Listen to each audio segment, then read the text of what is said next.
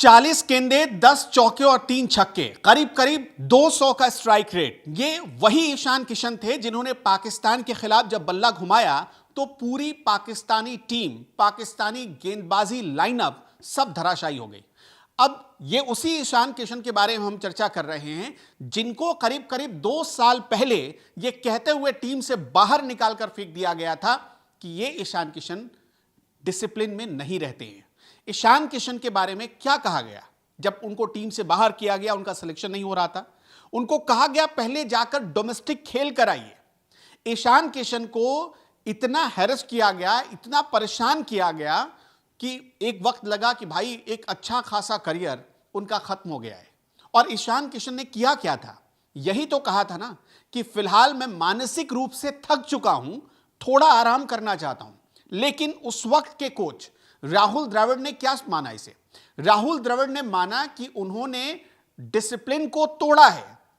राहुल द्रविड़ नहीं चाहते थे कि ईशान किशन छुट्टी लें। याद करिए साल 2023 जब वर्ल्ड कप भारतीय टीम खेल रही थी, ईशान किशन टीम में होते थे लेकिन उनको सेलेक्ट नहीं किया जाता था। वो दौर याद करिए जब वो 12वें या 14वें प्लेयर के रूप में ग्राउंड पर पानी पिलाने के लिए आते थे। लेकिन जब वही ईशान किशन वापस आए तो उन्होंने बता दिया कि प्रतिभा किसी परिचय या किसी पैरवी की मोहताज नहीं होती है। ये वही ईशान किशन हैं जिनको ये मान लिया गया था कि बीसीसीआई किसी काम का नहीं मानती है। अब जब हम ये कहते हैं कि बीसीसीआई किसी काम का नहीं मानती है तो क्यों कहते हैं ये भी आप समझिएगा। इसलिए कहते हैं कि ईशान किशन को अभी भी सेंट्रल कॉन्ट्रैक्ट से बाहर रखा गया है। सोचिए वो प्लेयर जिसने आज पाकिस्तान के खिलाफ जब अभिषेक शर्मा शून्य पर आउट हुए तो लगा कि जैसे भारतीय टीम की उम्मीदें मुरझा जाएंगी, वही ईशान किशन सामने आए। वही ईशान किशन अकेले अपने दम पर 82 रनों तक टीम को खींच कर ले गए और उसी ईशान किशन ने जब अर्धशतक जमाया तो पूरा स्टेडियम खड़ा होकर ताली बजा रहा था। वरना एक वक्त ऐसा भी था कि भारतीय टीम 100 रन तक भी पहुंच पाएगी या नहीं पहुंच पाएगी। भारतीय फैंस डाउट करने लगे थे। उनको इस बात की आशंका होने लगी थी कि क्या पूरी पारी लड़खड़ा जाएगी। ईशान किशन को न सिर्फ विवश किया गया, मतलब उनको मजबूर किया गया कि वो क्रिकेट से दूर जाएं, बल्कि उनको एक तरीके से उनके करियर को खत्म करने की भी साजिश रची गई। और ये किसी एक व्यक्ति का इसके पीछे हाथ नहीं है, अलग अलग क्रिकेट बोर्ड्स का भी हाथ है। ईशान किशन ने एक लंबी लड़ाई लड़ी है। सोचिए, उनको कहा गया कि भाई वो बहुत हल्के प्लेयर हैं, वो हंसी मजाक के मूड में रहते हो। और दूसरी तरफ शुभमन गिल जो आउट ऑफ फॉर्म थे, उनको कई बार मौके पर मौके मिलते रहे। ईशान किशन की जगह पर जो हकदार थे, रोहित शर्मा ही कप्तान थे। लेकिन क्या हुआ, ईशान किशन को जो मौके मिलने चाहिए थे वो सारे मौके खा कौन रहा था? शुभमन गिल।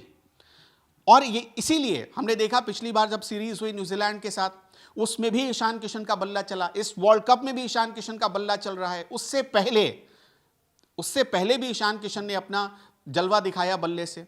ईशान किशन को जितना हल्के में या हल्का बनाने की कोशिश बीसीसीआई या पूरी टीम इंडिया के कुछ बहुत खास लोगों ने की, उतने हल्के प्लेयर वो है नहीं। आज उन्होंने बल्ले से साबित कर दिया है। 200 का स्ट्राइक रेट, और जिन पाकिस्तानी गेंदबाजों को खेलना मुश्किल हो रहा है बाकी प्लेयर्स के लिए, उन्हीं पाकिस्तानी गेंदबाजों की धज्जियां उड़ा देना यह आसान काम नहीं था। सोचिए, 10 चौके, 3 छक्के, और वो 3 छक्के क्या लाजवाब छक्के थे। परफेक्ट शॉट लगाया ईशान किशन ने।